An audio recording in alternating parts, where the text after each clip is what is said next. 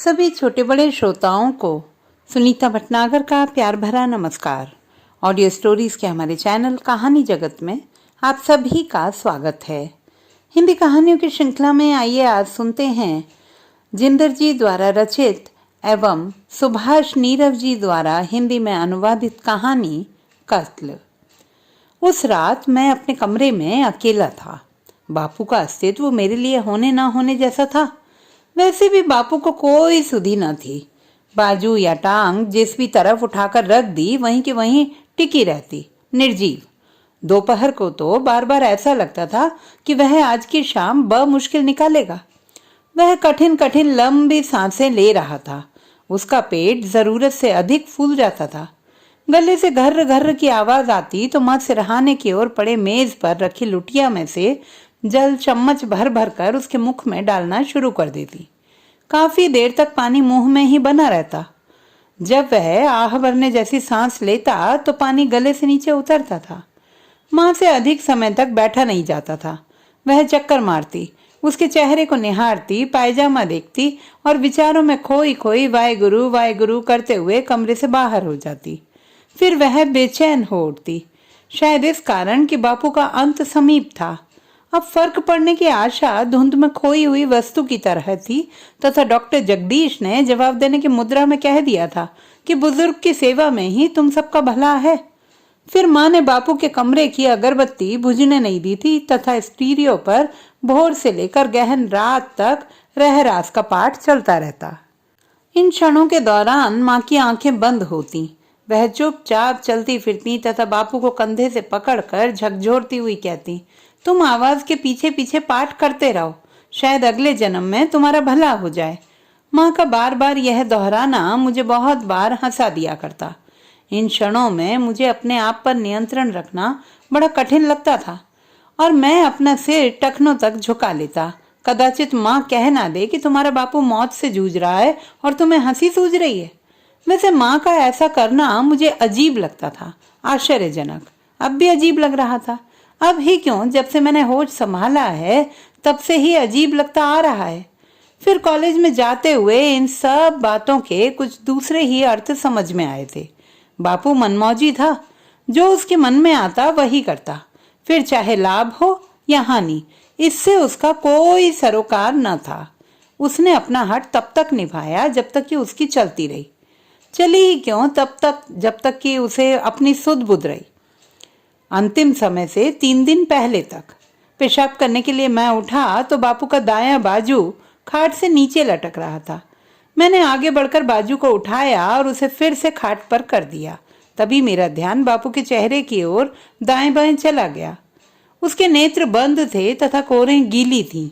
नाक के दोनों ओर मैल की पपड़ी जमी हुई थी। दाढ़ी के बाल बिखरे हुए थे। एकाएक मैंने उसके झुर्रियों भरे चेहरे की ओर से अपना ध्यान हटा लिया। मुझसे उसकी ओर देखा ही नहीं गया, इसलिए नहीं कि उसका अंत समीप आ गया था तथा उसके गालों के नीचे वाली हड्डियां बाहर को झांकने लगी थीं, या मुझे उसके चेहरे से भय लगा था या उससे दुर्गंध आ रही थी। परंतु दुर्गंध जैसा कुछ नहीं था। माँ तो दोनों समय गर्म पानी से उसका मुख पोंछती रही थी और हर दूसरे दिन कपड़े भी बदलती रही थी, चादर और दरी समेत। स्वयं बाहर वाली खिड़की खोलती तथा शाम को बंद कर देती थी। वह कांता या मेरे भरोसे कोई काम नहीं छोड़ा था उसने। पता नहीं कितने साल हो गए, शायद मेरी नौकरी लगने से पूर्व। हो सकता है तब से ही, जब मेरा कॉलेज में प्रथम वर्ष था। प्रवेश शुल्क तथा अन्य खर्चे सरवन भाई साहब ने दिए थे। आगामी सेशन का शुल्क जमा करवाना था। बापू अपनी बैठक में बैठा गीत सुन रहा था अपने मूड में। उन दिनों वह घर के प्रत्येक सदस्य की इच्छा पूर्ण कर देता था, सिवाय माँ के। माँ तो उसके कमरे में जाने का साहस ही नहीं करती थी। रोटी देनी हो तो कांता जाती, चाय पूछनी हो तो मैं पूछता। पता नहीं बापू माँ से इतनी घृणा क्यों करता था। कई बार मन करता कि पूछूं, परंतु पिता और पुत्र के मध्य की दीवार मैं पार नहीं कर पाता था। बुआ के यहाँ जाना होता था किसी शौक पर। बापू कांता द्वारा संदेश भेज देता, अपनी माँ को बोल देना जल्दी चलना है, यूं ही समय न बर्बाद करती रहे, समय से लौटना भी है। तथा चलते समय आदेश देता, मैं जा रहा हूँ। बापू बस स्टॉप पर पहुंच चुका होता तब कहीं माँ घर से निकलती। वापसी पर भी आगे पीछे ही लौटते। हम चारों बहन भाई छुप छुप कर हंसते थे। गीत समाप्त होने तक मुझे चुप रहना पड़ा था। बापू ने आंखें मूंद रखी थी, जैसे कोई साधु भक्ति में लीन होता है। दीवार के साथ लगाए तकिए से उसने पीठ लगा रखी थी। सिर पर साफा लपेट रखा था, घुटनों को बाहुपाश में बांधे और ऊपर शॉल लपेटे। बापूजी, मुझे 120 रुपए फीस के देने हैं कल तक। उसने आंखें खोली, जलती हुई। आज उसकी आंखें बिना पिए ही लाल थीं। शायद पहले से ही लाल हों। इस विषय में मुझे अधिक ज्ञान नहीं, क्योंकि मैं उसकी ओर कभी सीधा देख नहीं पाया था आज तक। अपनी माँ से ले लेना। उसने फिर आंखें बंद कर ली तथा अगले गीत के साथ साथ वही शब्द गुनगुनाने लग पड़ा। मेरे पास कमरे से बाहर चले जाने के अतिरिक्त और कोई चारा न था। मुकेश के गीतों के दौरान वह किसी प्रकार की दखल अंदाजी पसंद नहीं करता था। यदि मैं प्रत्युत्तर में बोलता तो वह सीधा ही मुझे कमरे से दफा हो जा कह देता। द्वार के पास आकर मैंने उसकी ओर देखा था। उसका चेहरा मुझे किसी फकीर जैसा लगा था, पहुंचे हुए फकीर की तरह, शांत, गंभीर। शायद माँ ने भी उसकी बात सुन ली थी। मुझे संकेत से अपने पास बुलाकर कहा था, खबरदार जो भविष्य में इससे कभी 1 पैसा भी मांगा। जितनी देर तुम पढ़ोगे तुम्हारा खर्च मैं दूंगी, समझा? जीता रहे सरवन। अब तो ईश्वर की कृपा से वह प्रोफेसर लग गया है। यह कमाई उसके। और उसने चरखे की हत्ती को जोर से घुमा दिया था। उसका चेहरा क्रोध से लाल हो गया था। मैं जानता था कि वह कोई बात करने जा रही थी। मैं 5 मिनट वहां खड़ा रहा था, यह सोचकर कि आगे वह कुछ बोलेगी, जिसे वह बनती झिमरी से अपनी सौत कहा करती है, उसका आगा पीछा उघाड़ने लगेगी। पर उसने न तो अपना सिर ऊपर उठाया था, न होठों में बड़बड़ाई थी, जैसे इसको वह अपनी किस्मत मान बैठी हो। स्कूल को जाते समय तथा वापसी पर बापू का कारखाना रास्ते में पड़ता था। उन दिनों वह खेती मजदूर का काम करता था। एक दिन पूरी छुट्टी के समय मैं मेरे पिताजी वाला प्रस्ताव याद करते हुए घर लौट रहा था। कई वाक्य याद आ जाते, कई भूल जाता। ऐसे ही भूलते याद करते हुए बापू का कारखाना आ गया था। उसने आरन तपाया हुआ था। करम सिंह पंखा घुमा रहा था, लेकिन मैं वहां अधिक देर तक नहीं रुका था, क्योंकि बापू मुझे पंखा घुमाने के काम पर लगा देता। फिर घर तक मेरे प्रस्ताव में काफी कुछ जुड़ता चला गया था।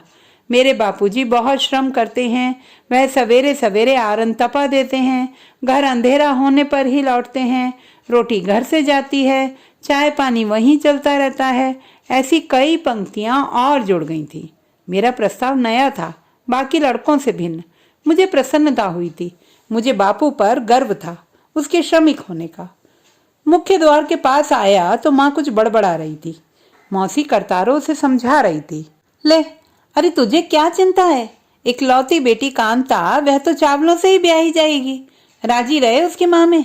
तुम ज्यादा चिंता ना किया करो। पुरुष जाति ऐसी ही होती है, जितना किसी का ढका रह जाए अच्छा ही समझो। कल रात भी माँ और बापू झगड़ रहे थे आधी रात तक। एक बोलता था तो दूसरा चुप हो जाता। घूम घूम कर बात वहीं आ जाती जहां से शुरू हुई थी। हम चारों बहन भाई दालान में बैठे सुनते रहे थे। बता, तुझे कौन सी चीज नहीं मिलती? बापू चिल्लाया था। चीजों को मैंने चाटना? मेरे से ये नहीं हो सकता। फिर सो भी वहीं जाया कर। कलपती हुई माँ दालान में आ गई थी तथा ऊंची आवाज में बोली थी, जैसे हमें समझा रही हो। समझ लिया ना? फिर माँ ने बापू की बैठक में कभी प्रवेश नहीं किया। बापू के लिए घर का अर्थ केवल बैठक रह गया था तथा मेरे प्रस्ताव के अर्थ बदल गए थे। घड़ी ने 11 बजने की सूचना दी थी।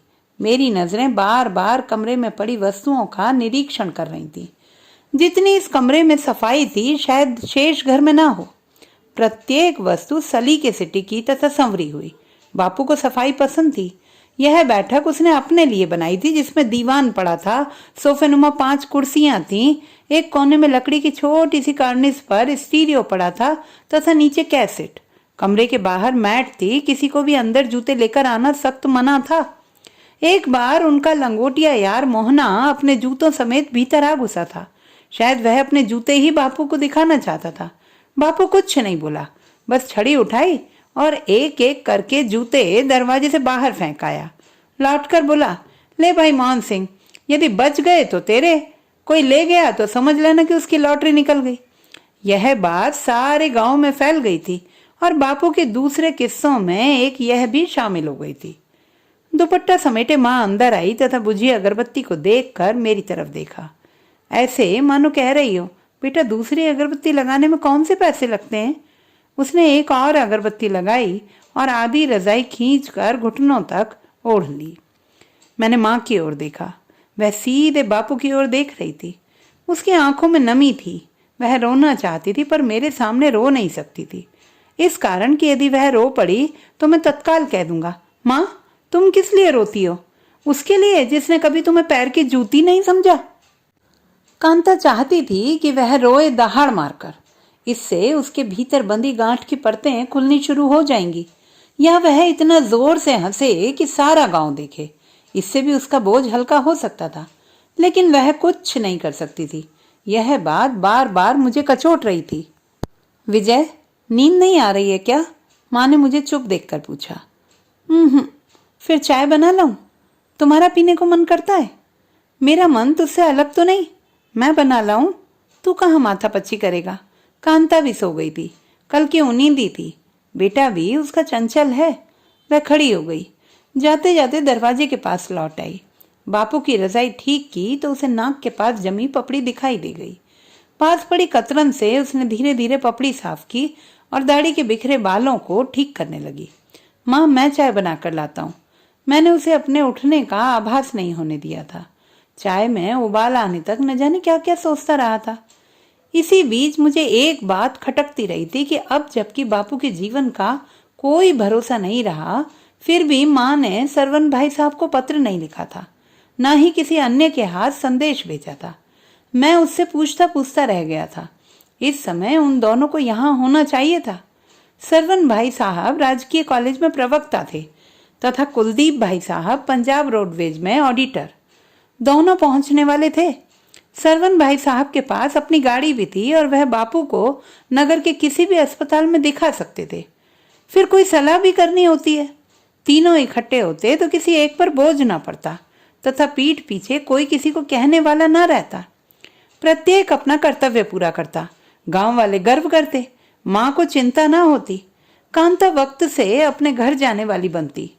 जिस दिन से बापू ने खाट पकड़ी है, कांता ही उसके पास थी, शायद इसलिए कि वह हम सब से अधिक नजदीक रहती थी।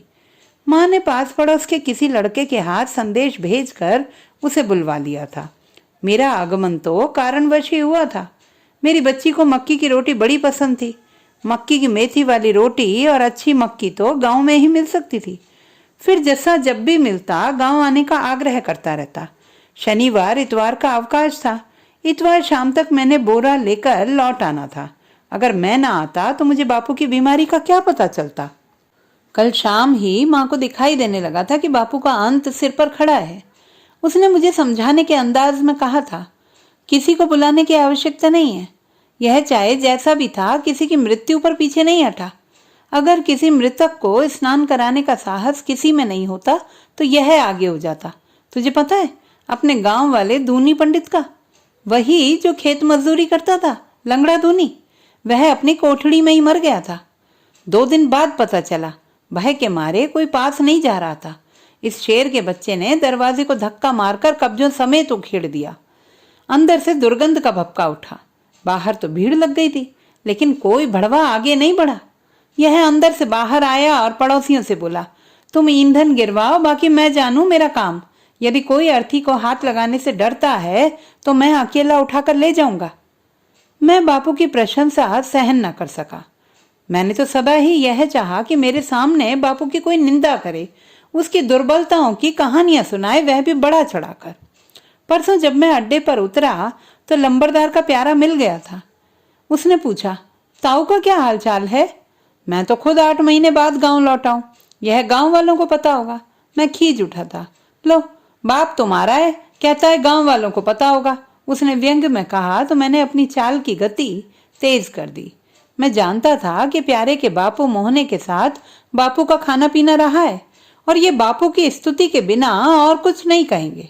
वैसे भी ये बापू का उपकार मानते हैं। एक मैं था जिसने बापू को कभी कुछ नहीं समझा और बापू ने मुझे। गांव छोड़े 10 वर्ष होने जा रहे थे। बापू एक बार भी मेरे घर नहीं आया था। मेरे इकलौते बेटे मनदीप की छठी पर भी नहीं। तब केवल माँ गई थी।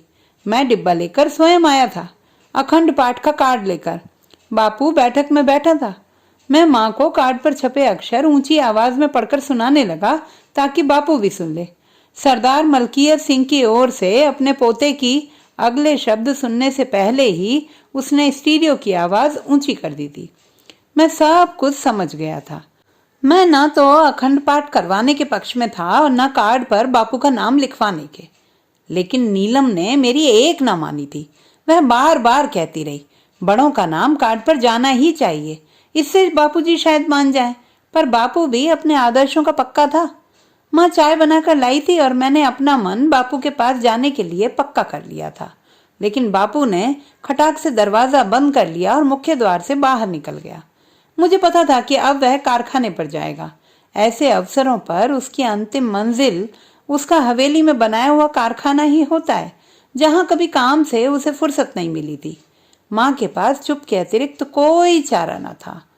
मुझे इस बात का भी आभास था कि यदि मैं बापू को कारखाने जाकर निमंत्रण देने न गया तो माँ की मुखता लंबी हो जाएगी।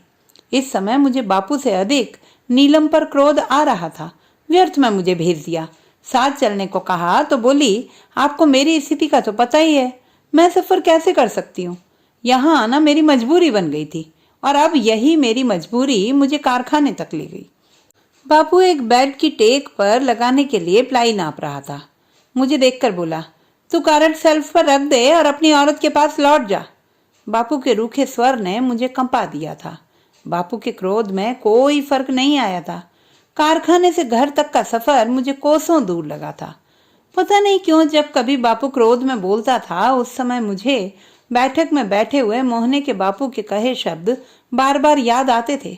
औरतें समझती हैं जब बेटे बराबर के हो जाएं तो उनकी सरदारी चलनी चाहिए, क्योंकि वे समझती हैं कि जब कभी तोता बोलेगा तो अपनी माँ के पक्ष में ही बोलेगा, फिर तो बेटे शरीक हो गए। मैं तो ऐसे शरीकों को पर भी नहीं मारता। दोनों हाथों में चाय के गिलास पकड़े मैं आंगन में आया तो माँ बापू पर झुकी खड़ी थी। उसके हाथ बापू की गर्दन के पास थे। मैं आहिस्ता आहिस्ता खिड़की के पास जा खड़ा हुआ। मुझे माँ घबराई हुई सी प्रतीत हुई। वह बार बार अपनी चुन्नी ठीक कर रही थी और उसे फैला भी रही थी, ऐसे जैसे कि जो कुछ भी वह कर रही हो किसी दूसरे को दिखाई न दे, किंतु उसने एक बार भी दरवाजे की ओर न देखा था। माँ की उंगलियां अभी भी बापू की गर्दन के पास थीं। मेरे मन में विचार कौंधा कि अब वह बापू का गला घोंट देगी। सारी उम्र बापू ने उसकी एक न सुनी, अपनी ही चलाई। शायद माँ का क्रोध बाहर निकलना शुरू हो गया हो, या वह भी अपना बदला लेना चाहती हो। किंतु इससे अच्छा अवसर और कौन सा हो सकता है। मुझे यह एहसास होता जा रहा था कि माँ केवल जी रही थी जीने के लिए, इससे अधिक कुछ भी नहीं। जब माँ की उंगलियों की गांठें दिखाई दी तो मुझे खुशी हुई, अपार खुशी। मैं स्वयं चाहता था कि बापू मर जाए। इसे तो आज से 15 वर्ष पहले ही मर जाना चाहिए था, फिर यह जीवित क्यों रहा। अब माँ का हाथ बापू की नाक के पास था। शायद वह बापू की गर्दन दबाने में असमर्थ रही हो और अब वह उसकी सांस बंद करके उसे मारना चाहती हो। मारने का यह ढंग भी बढ़िया हो सकता है।